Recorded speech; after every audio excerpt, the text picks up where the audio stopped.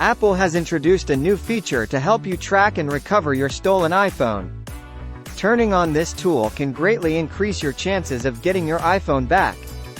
To enable it, go to the Find My app on your device and make sure it is turned on. With the Stolen iPhone tool activated, you can remotely lock your iPhone and display a customized message on the screen. You can also track the location of your device using GPS, which can be helpful for recovery purposes. The Stolen iPhone tool also allows you to play a sound on your device, even if it is on silent mode. This can be useful if you believe your iPhone is nearby and want to locate it quickly.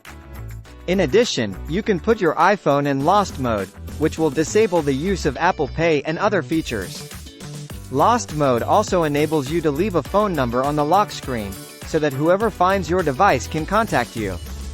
If all else fails and you are unable to recover your iPhone, you can remotely erase all your data to protect your personal information. However, keep in mind that once your data is erased, you won't be able to track your device anymore.